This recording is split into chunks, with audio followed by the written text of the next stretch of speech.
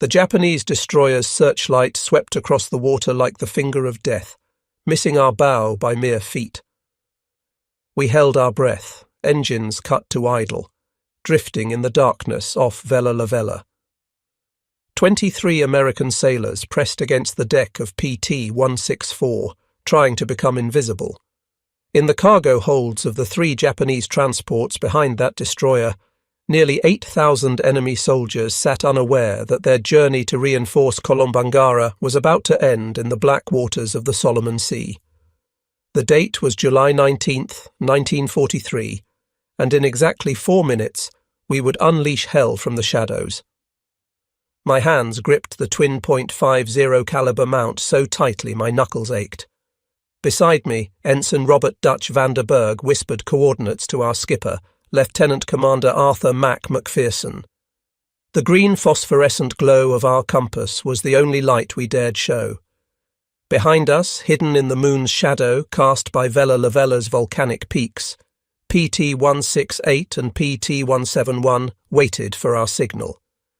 We were America's secret weapons, and the Japanese Navy was about to discover why darkness was no longer their ally. My name is Chief Petty Officer Thomas Tom Harrigan, United States Navy Reserve, and I was one of the first to prove that small wooden boats could sink steel warships. People often ask me what it was like being part of the most closely guarded naval secret of 1943. The truth is, we were too busy trying not to die to think about making history. We only knew that if we failed tonight, those 8,000 Japanese soldiers would reach Kolombangara, where they would slaughter American boys trying to take that strategic airfield. Every torpedo we carried represented hundreds of American lives that might be saved. Every enemy transport we sent to the bottom meant parents back home who wouldn't receive that dreaded telegram from the War Department.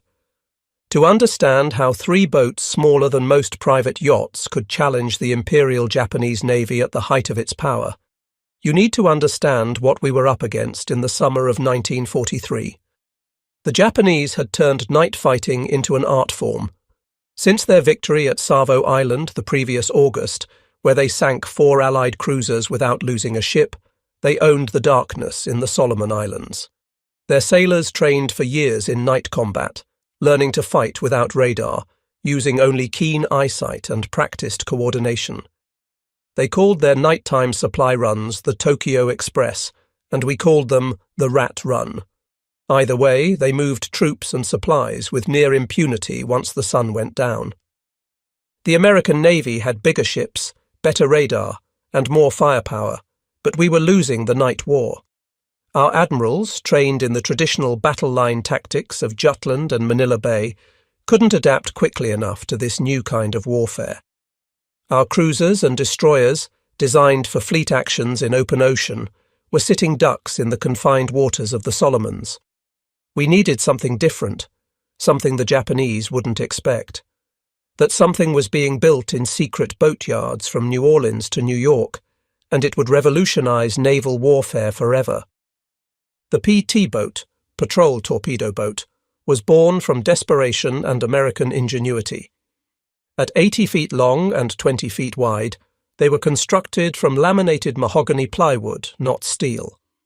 3 Packard 5 12 engines, modified versions of the Liberty aircraft engine, pushed them to speeds over 45 knots, faster than any torpedo or conventional warship.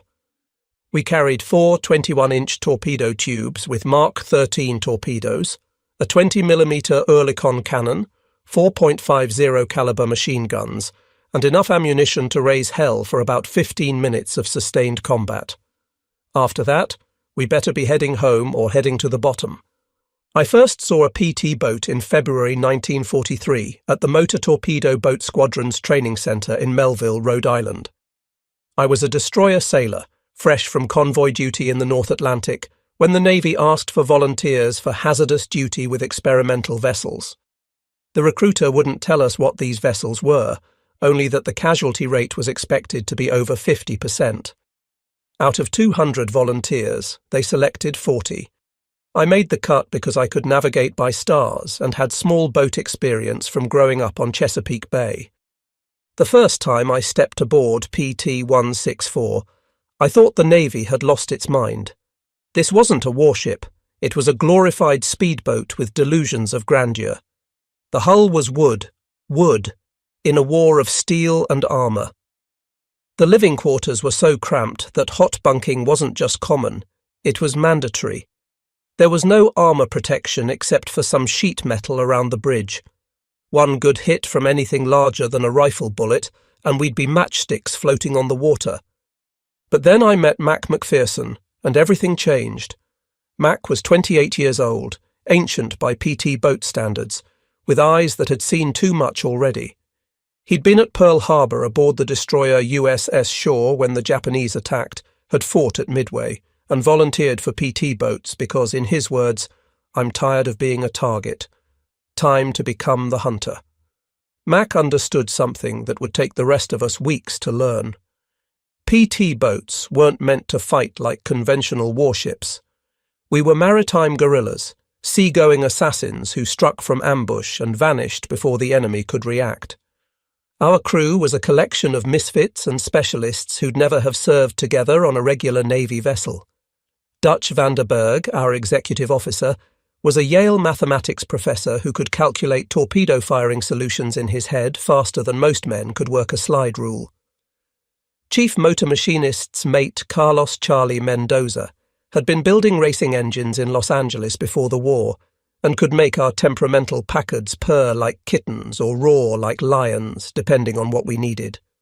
Radio man second class. William Sparks Patterson came from the submarine service, where he'd learned to operate radios in absolute silence.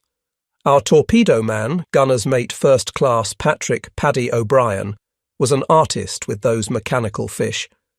Each Mark 13 torpedo weighed 2,200 pounds and cost as much as a house back home. Paddy treated them better than most men treated their wives, constantly adjusting, cleaning and sweet-talking them.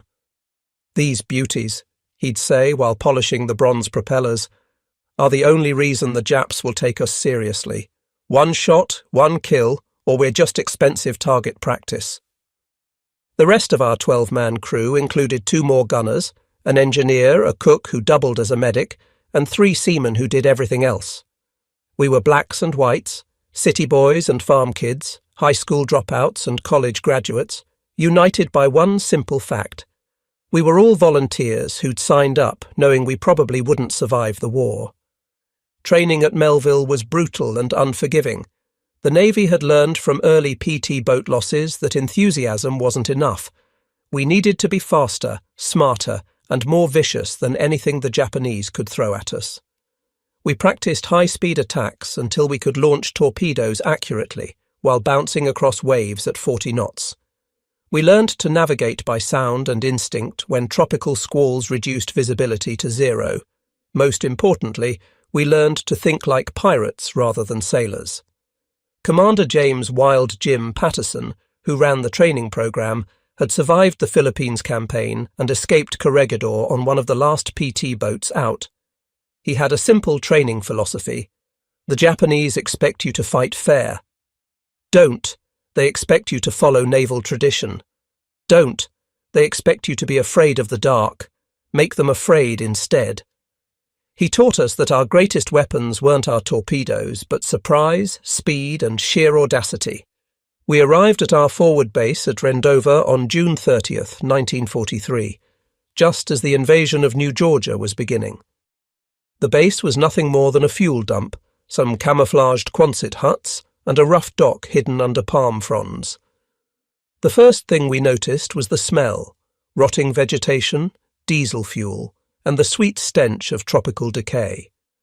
The second thing was the sound of artillery fire from New Georgia, where Marines were dying to take the Munda airfield. Motor Torpedo Boat Squadron 9, our unit, consisted of 12 PT boats tasked with interdicting Japanese reinforcement attempts in the Central Solomons. Our mission sounded simple: patrol the waters between the major Japanese bases and sink anything flying the rising sun. The reality was far more complex. These waters were a maze of coral reefs, volcanic islands, and hidden Japanese strongpoints. The enemy had seaplanes for reconnaissance, coast watchers on every major island, and destroyer squadrons specifically trained to hunt PT boats. Our first patrol on July 5th was a disaster. 3 boats, including ours, attempted to intercept a Japanese convoy near Visu. We were spotted by an enemy float plane before we could get into attack position, and suddenly 4 destroyers were bearing down on us with searchlights blazing and guns firing. We scattered like rabbits, racing through a gauntlet of shell splashes. PT-158 took a direct hit from a 5-inch shell and disintegrated. 12 men gone in an instant, blown to fragments along with their boat. We spent 4 hours dodging through reefs and islands before finally escaping. No torpedoes fired, no enemy ships damaged, and we'd lost a boat and crew. That night, huddled in our base at Rendova, Mac gathered us together. "We learned something important today," he said quietly. "We can't fight them like destroyers fight each other. We're not built for gun duels. We strike from ambush or we don't strike at all." It was a hard lesson, paid for in blood, but it would shape every mission that followed. Over the next 2 weeks, we developed new tactics through trial and error. We learned to use the island's radar shadows to mask our approach. We discovered that shutting down 2 engines and running on one reduced our noise signature dramatically. Most importantly, we figured out how to coordinate attacks between multiple boats using simple light signals that the Japanese couldn't intercept. The intelligence network supporting us was remarkable.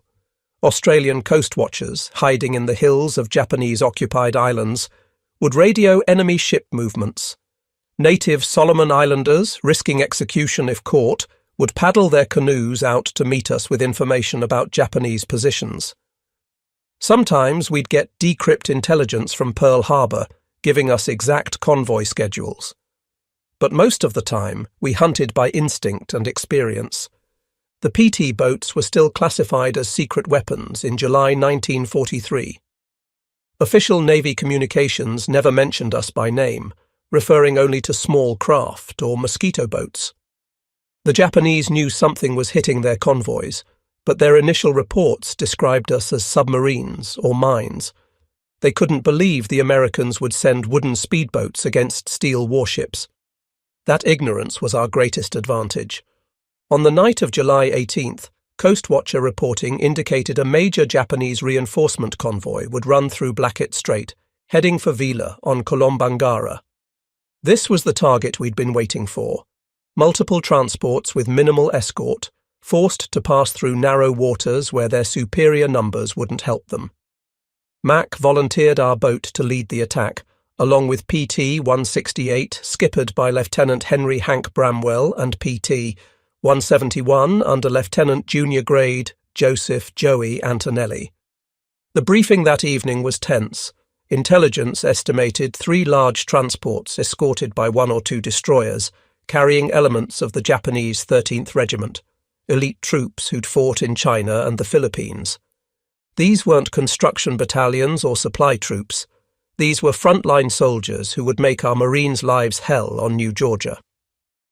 Commander William Bill Specht, our squadron leader, made it clear, "Gentlemen, this convoy cannot reach Vila. I don't care if you have to ram those transports. They go to the bottom tonight." As the sun set on July 19th, painting the sky blood red over the Solomons, we made our final preparations. Paddy O'Brien ran through his torpedo checklist for the 5th time, setting the Mark 13s for a depth of 10 feet and the speed for 28 knots, optimal settings for hitting a loaded transport. Charlie Mendoza had our engines tuned to perfection, mufflers installed to reduce noise. Dutch Vanderberg plotted and replotted our attack approach, calculating currents, wind, and the moon's position. I checked my machine guns one last time, ensuring the ammunition belts fed smoothly. We loaded nothing but armor-piercing and incendiary rounds. Regular ball ammunition was useless against steel ships, but API rounds could penetrate bridge windows, start fires, and suppress enemy gun crews.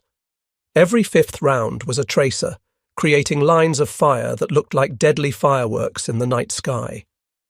At 20-30 hours, we slipped our moorings and headed into the gathering darkness. The 3 boats moved in column formation, engines muffled to a low rumble. As we cleared Rendover Harbour, Mac ordered us to test weapons. The night erupted briefly in gunfire as 12 machine guns and 3 20mm cannons barked into the empty sea. Then silence again, broken only by the rhythmic pulse of our engines and the hiss of water along our hulls. The ocean was rougher than we'd hoped, with a 2-foot chop that would make torpedo accuracy challenging. But it also meant our wakes would be harder to spot, and the wave action would mask our engine noise. Every advantage mattered when you were 80 feet of plywood attacking 400 feet of steel. By 2300 hours, we reached our ambush position off the north coast of Vella La Vella. Mac cut engines to idle, and we drifted in the darkness, waiting. The only sounds were water lapping against our hull and the distant rumble of artillery from New Georgia. Then, at 23:47 hours, Sparks Patterson picked up a transmission from Coastwatcher reporting, 3 large ships, 2 escorts, bearing 280, speed 18 knots, range 15 miles from your position. The hunt was on. Mac started 2 engines, keeping them at low throttle as we moved to intercept. The mathematics were simple but crucial. The enemy convoy was making 18 knots on a steady course. We could make 35 knots without creating too much wake. If we positioned ourselves correctly, we'd intercept them just as they entered the narrowest part of Blackett Strait, where they'd have no room to manoeuvre.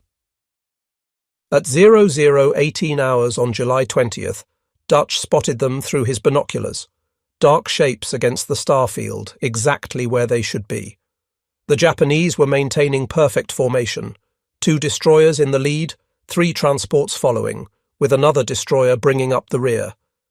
They showed no lights, but their size and regular spacing made them easy to track once you knew where to look. Mac's plan was elegantly simple and incredibly dangerous. PT-168 would attack from the port side, PT-171 from starboard, while we went straight up the middle after the lead transport. It meant passing between the escort destroyers, literally threading the needle between death on either side. But if it worked, we'd cause maximum confusion and have clear shots at all 3 transports. "All ahead slow," Mac whispered. We crept forward at 5 knots, barely moving, letting the convoy come to us. At 2,000 yards, we could hear their engines, the deep thrumming of massive diesels pushing thousands of tons through the water. At 1,500 yards, we could see individual details: the pagoda-style bridge of the lead destroyer, the cargo booms on the transports, even figures moving on deck. At 1,000 yards, Mac gave the signal. 3 clicks on the radio, and all 3 PT boats surged forward simultaneously. Our engines roared from idle to full throttle in seconds, lifting our bow out of the water as we accelerated to attack speed. The night shattered as we raced toward the enemy convoy at 40 knots, 3 small craft challenging steel giants. The Japanese were caught completely off guard. Their lookouts, trained to spot submarines or approaching destroyers, never expected attackers moving this fast from this close.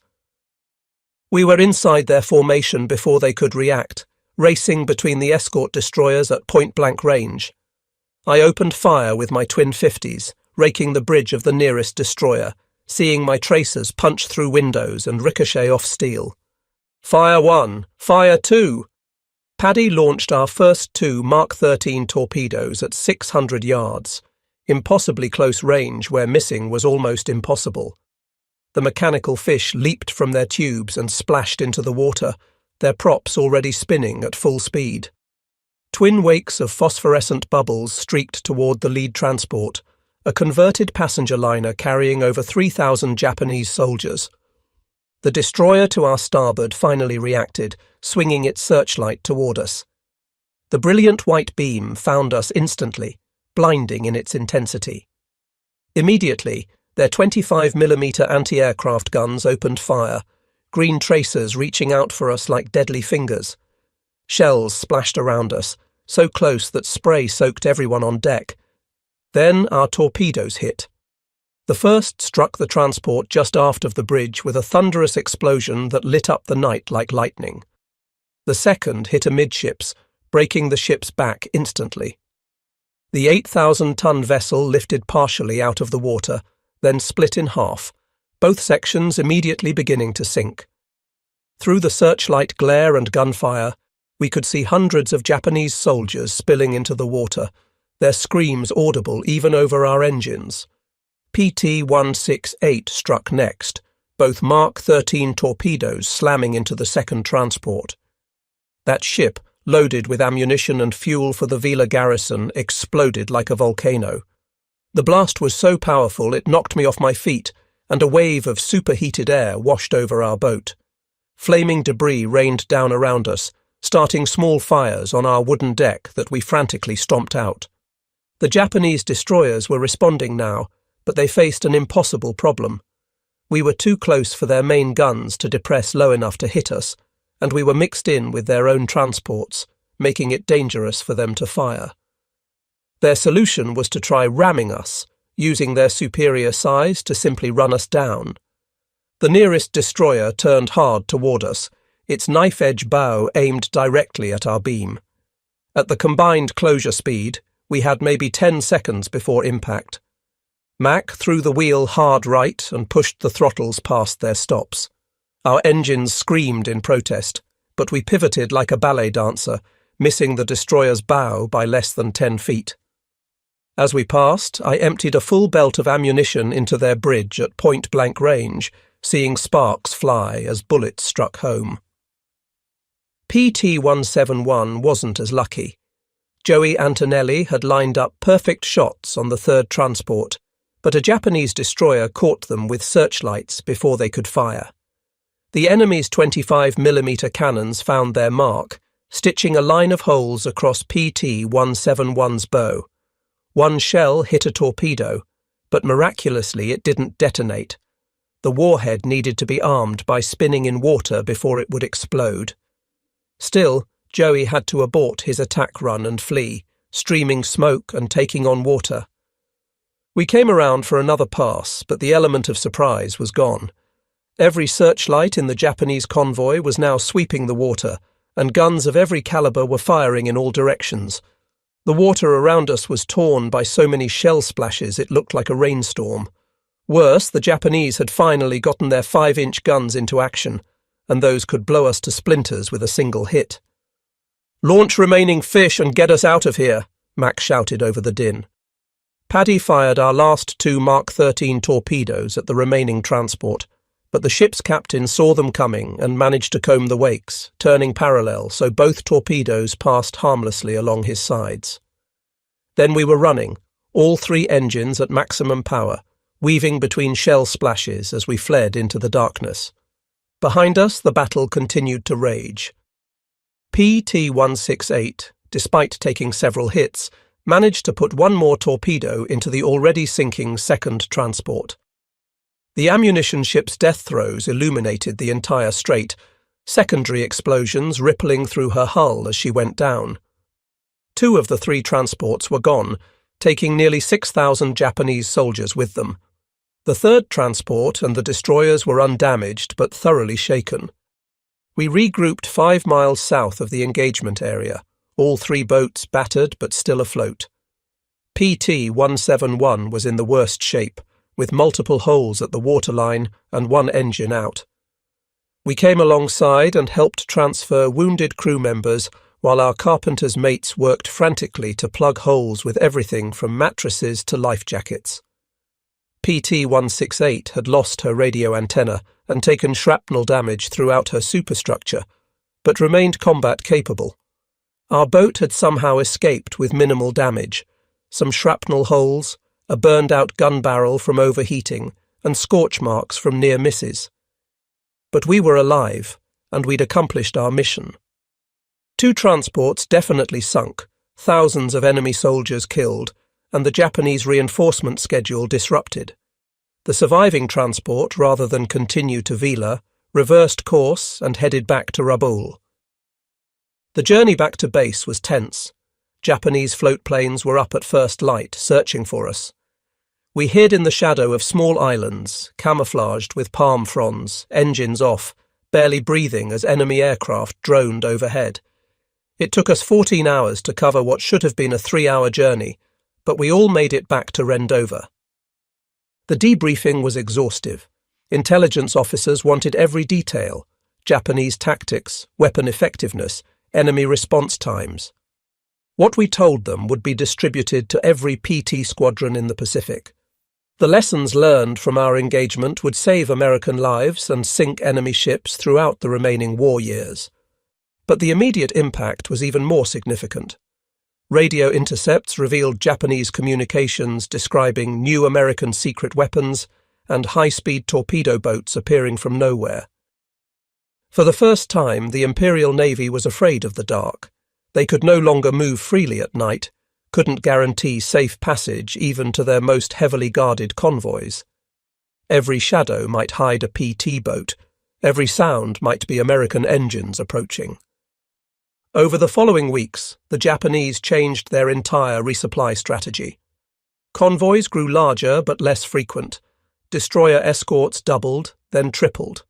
They started using searchlight-equipped float planes for night reconnaissance. All of these changes meant fewer supplies and reinforcements reaching their island garrisons, giving our ground forces crucial advantages.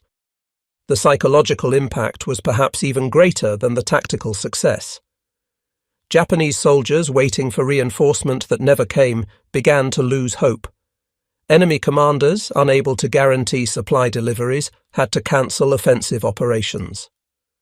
The myth of Japanese invincibility at night, shattered by wooden boats crewed by American teenagers and reservists, began to crumble throughout the Pacific. Our squadron's success led to rapid expansion of the PT boat program. New bases were established throughout the Solomons and New Guinea. Improved boats with better engines, radar, and armour protection were rushed into production. Tactics we'd developed through trial and error became official doctrine taught at training bases from Rhode Island to California. The cost of this success was measured in friends who didn't come home. 2 weeks after our successful attack, PT-166 hit a mine while returning from patrol. All hands lost. PT-162 was caught by Japanese destroyers in daylight when engine failure left her dead in the water. They shot her to pieces. Only 3 survivors were pulled from the water. Joey Antonelli, skipper of PT-171, was killed by a sniper while his boat was refueling at a forward base. By October 1943, when I was rotated back to the States for new construction training, our squadron had lost 7 boats and 73 men. But we'd sunk or damaged over 40 Japanese vessels, from destroyers to barges, and killed thousands of enemy soldiers who never reached their destinations. The exchange rate was brutal but necessary. Every PT boat we lost was replaceable. The Japanese ships and experienced crews were not. I returned to the Pacific in March 1944 as executive officer of PT-321, operating in the Philippines. The boats were better: radar, armour plate around the cockpit, more reliable torpedoes. But the essence remained the same: speed, surprise, and audacity. We were still proving that American innovation could overcome any enemy advantage. The Japanese never fully adapted to the PT boat threat. They tried everything: specialized hunter-killer groups, radar-equipped destroyers, even suicide boats designed to ram us. But they couldn't be everywhere, couldn't protect every convoy, couldn't make the night safe again. The secret weapon they'd discovered too late had permanently changed the balance of power in the Pacific. Mac McPherson survived the war, earning a Navy Cross and 2 Silver Stars. He stayed in the Navy, eventually commanding a destroyer squadron in Korea. We kept in touch until his death in 1987. At his funeral, his son told me Mac often said the PT boats were where he learned what real courage meant. Not the absence of fear, but action despite terror. Dutch Vanderberg returned to Yale after the war, but never forgot his navigation lessons learned in the Solomons. He became one of America's leading oceanographers, using skills honed dodging Japanese destroyers to map ocean currents and underwater mountains. He once told me that after threading between enemy warships at 40 knots in the dark, everything else seemed easy. Charlie Mendoza went back to building racing engines in Los Angeles, applying tricks learned, keeping PT boat engines running to make cars go faster. His garage became legendary among hot rodders, with a sign that read, "Speed Shop, we made PT boats fly." He'd tell customers that if he could make 4,500 horsepower push 50 tons at 45 knots, he could make anything go fast. Paddy O'Brien stayed in the Navy, becoming one of the service's leading torpedo experts. He wrote the manual on Mark 13 torpedo maintenance that was used until the 1970s, but he never forgot those torpedoes we fired that night off Vela La Vela. "Those were my fish that sank those transports," he'd say with pride. 2 shots, 2 hits, 6,000 Japanese who never made it to kill Americans. The PT boat story is often overshadowed by the bigger battles of World War II, Midway, Guadalcanal, Leyte Gulf.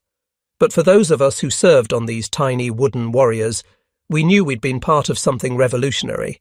We'd proven that technology and courage could overcome tradition and size. We'd shown that American sailors, many of whom had never seen the ocean before Pearl Harbor, could outfight the best navy in the world at their own game. The secret of our success wasn't really the boats themselves, though they were marvels of engineering. It wasn't our torpedoes, though when they worked, they were devastating. The real secret was the American spirit of innovation, the willingness to try something completely different when conventional methods failed. While our admirals initially dismissed PT boats as toys, junior officers and enlisted men proved that toys with teeth could change the course of a war. Every time I read about modern naval warfare, missile boats, stealth technology, asymmetric warfare, I see the legacy of those PT boats. We proved that naval combat didn't have to be about battleships slugging it out at 20,000 yards. It could be about speed and stealth, about hitting where the enemy didn't expect and disappearing before they could respond. Every fast attack craft in today's Navy carries DNA from those plywood speedboats that terrorized the Japanese Navy. The Japanese phrase that entered their naval vocabulary in 1943 was simply mosquito boat terror, a fear that spread throughout their fleet. Post-war interviews with Japanese naval officers revealed that PT boats caused disruption far beyond our actual numbers. They had to assume we were everywhere, had to plan for attacks that might never come, had to waste resources defending against threats that might be shadows. Admiral Tanaka Raizo, who commanded many of the Tokyo Express runs, wrote after the war, "The American PT boats were our worst nightmare. Submarines we could hunt with depth charges. Aircraft we could see coming. But these devil boats appeared from nowhere, struck like cobras, and vanished into the night. They made us afraid of our own element, the darkness we had once ruled." That fear, that uncertainty we created, was worth more than any number of ships sunk. It represented the turning point when the Imperial Japanese Navy, which had dominated the Pacific since Pearl Harbor, began to doubt itself. When sailors who had trained their entire lives for night combat started fearing shadows, the psychological battle was already won. The technical evolution of PT boats during the war was remarkable. The early boats like ours were essentially peacetime designs pressed into combat service. By 1945, PT boats carried radar, rockets, advanced torpedoes, and even primitive guided missiles. But the core concept never changed: small, fast, deadly, and crewed by volunteers willing to take insane risks for their country. One story that captures the PT boat spirit happened in October 1944 during the Battle of Leyte Gulf. A squadron of PT boats, hopelessly outgunned, attacked the Japanese battleship Yamato, the largest warship ever built. Their torpedoes couldn't even penetrate Yamato's armor belt, but they attacked anyway, forcing the massive battleship to take evasive action and buying time for American escort carriers to escape. Small boats didn't sink the giant that day, but their courage saved American lives. The PT boat bases themselves became legends.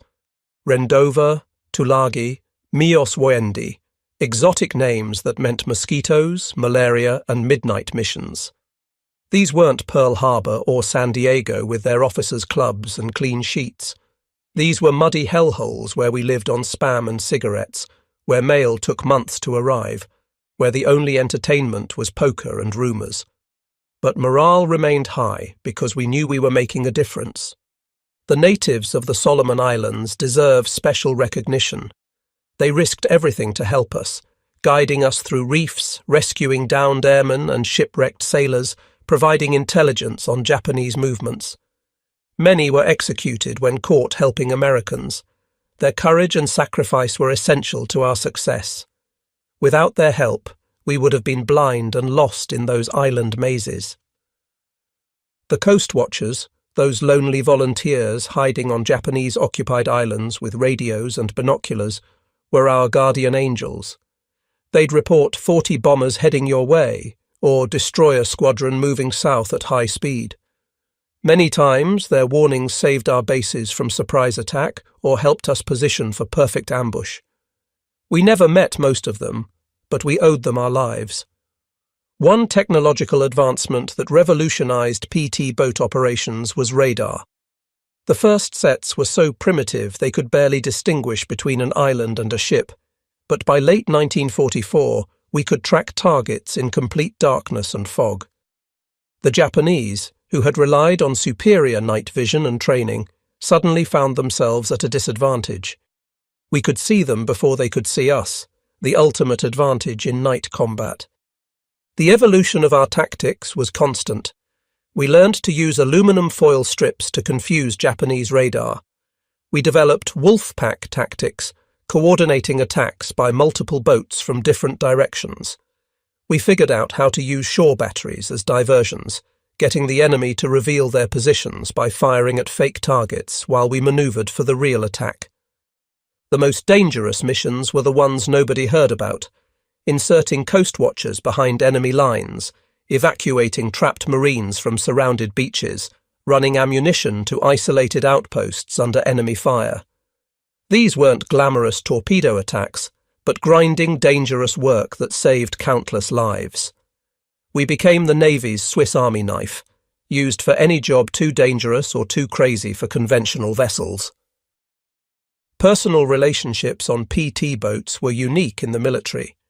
On a destroyer with 300 men, you might not know everyone's name. On a PT boat with 12 men, you knew everything: who snored, who had nightmares, who got seasick, who could be counted on when things went to hell. That intimacy created bonds that lasted lifetimes. My PT boat reunions, decades after the war, felt like family gatherings because that's what we were, a family forged in combat. The food on PT boats deserves its own mention, or perhaps complaint. We lived on K rations, spam, powdered eggs, and whatever we could trade from larger ships. Fresh water was precious, rationed for drinking only. We washed in seawater, which left salt crystals that chafed and burned. Coffee, black and strong enough to float a wrench, was our lifeblood. Some crews became creative, fishing with hand grenades or trading torpedo alcohol to base personnel for real food. Maintenance was constant and critical. Salt water corroded everything, tropical heat rotted wood and fabric, and high-speed operations stressed every component to its limits. We spent more time maintaining our boats than fighting in them. Every man became a mechanic, carpenter, and electrician by necessity. A PT boat with engine failure in enemy waters was a death trap, so we treated maintenance like a religion. The weather in the Solomons was our constant enemy. Tropical squalls could appear from nowhere, turning calm seas into mountains of water. Lightning strikes could fry our radios and electrical systems. The heat and humidity were so oppressive that men would pass out at their posts. But bad weather was also our friend, hiding us from enemy aircraft and making our small boats harder to spot among the wind-driven waves. Navigation in those waters required skills they never taught at Annapolis. Charts were often wrong, based on surveys from the 1800s. Coral reefs could appear overnight after storms. We learned to read watercolour and wave patterns, to smell land before seeing it, to navigate by instinct when instruments failed. Every successful patrol added to our mental maps of those deadly waters. The Japanese response to PT boats evolved throughout the war. They developed special shallow-draft destroyers specifically to hunt us. They created coordinated search patterns using float planes and destroyers together. They even tried using captured PT boats as decoys. But for every countermeasure they developed, we developed countermeasures. It became a deadly game of chess played at 40 knots in the dark. One aspect rarely discussed was the psychological toll. Living constantly on edge, knowing that any patrol could be your last, watching friends die in horrific ways, it marked us all. Some men cracked, requesting transfers even though it meant being labelled cowards. Others became addicted to the adrenaline, volunteering for increasingly dangerous missions. Most of us just endured, finding ways to cope with fear that never really went away. The humour that developed was dark but necessary. We named our boats things like Sudden Death, Hell's Angels, and Grim Reaper. We painted cartoon characters on our torpedoes. Donald Duck riding a torpedo was popular. We made up songs about sinking Japanese ships, the more gruesome the better. It was psychological armour, a way to make the unbearable bearable. The impact of PT boats extended beyond the Pacific. When the Normandy invasion was planned, PT boats were included to protect the fleet from German E-boats. The lessons learned in the Solomons were applied in the Mediterranean, the English Channel, and even the rivers of Europe. American PT boat doctrine influenced naval thinking worldwide, inspiring similar programs in dozens of navies. Looking back now, decades later, I'm amazed we survived. We were mostly kids, playing with deadly toys in a war that killed millions. We made mistakes that should have killed us, took risks that make me shudder in retrospect. But we also accomplished something remarkable. We took an untested concept and turned it into a war-winning weapon. We proved that American innovation and courage could overcome any obstacle. The legacy of PT boats lives on in today's Navy. Every fast attack craft, every special operations boat, every vessel designed to strike quickly and disappear carries the DNA of those original mosquito boats. The sailors who crew them probably don't know about Nights Off Vela La Vela or the terror we brought to Japanese convoys, but they're our spiritual descendants, carrying on the tradition of speed, surprise, and audacity. When people ask me if I'm proud of my service, I tell them about that night of July 20th, 1943. 3 small wooden boats attacked a major enemy convoy and sent thousands of Japanese soldiers to the bottom. We emerged from darkness, just as our title suggests, and disappeared before the enemy could respond.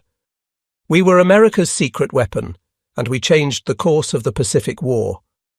The Japanese were stunned not just by our boats, but by what they represented: American willingness to innovate, to take risks, to challenge conventional wisdom. They had studied our navy for decades, knew our battleships and carriers, our traditions and tactics. But they never imagined we'd send wooden speedboats armed with torpedoes to challenge their steel warships. That failure of imagination cost them dearly. In the end, the story of PT boats is a uniquely American story. We took a British concept, powered it with Packard engines designed for aircraft, armed it with torpedoes originally designed for destroyers, and crewed it with civilians who'd never seen the ocean before Pearl Harbor. It shouldn't have worked, but it did, because we made it work through sheer determination and ingenuity. The last operational PT boat was retired in 1959, replaced by newer, faster, more capable vessels. But for those of us who served on them in World War II, they'll always be the boats that won the war in the Pacific. We proved that size doesn't determine victory, that courage matters more than armour, and that American sailors in wooden boats could defeat anyone, anywhere, anytime. As I finish this account, Sitting in my study, surrounded by faded photographs and yellowed newspaper clippings, I can still hear those Packard engines roaring in the night. I can still feel the spray of Solomon seawater on my face, still smell the cordite and diesel fumes. Most of all, I can still feel the pride of being part of something revolutionary, something that changed naval warfare forever. We were boys who became men in those wooden boats, fighting a war we didn't start but were determined to finish. We attacked from darkness because that's where we were strongest, where our speed and surprise gave us the advantage. The Japanese learned to fear the darkness they once owned, learned that American ingenuity could turn any disadvantage into an advantage. That's the legacy of PT boats, not just the ships we sank or the battles we won, but the proof that free people fighting for their freedom can overcome any tyranny. We were small, fast, and deadly. We were secret weapons that stayed secret just long enough to turn the tide. We were the mosquito fleet that brought down an empire, one torpedo at a time. The Japanese were stunned by America's secret PT boats because they represented everything the Imperial Navy hadn't expected from Americans: innovative thinking, aggressive tactics, and the willingness to risk everything on an unproven concept. By the time they understood the threat we posed, it was too late. The shadows they had once ruled now belonged to us, and from those shadows we struck without mercy until the rising sun finally set on Japan's Pacific Empire.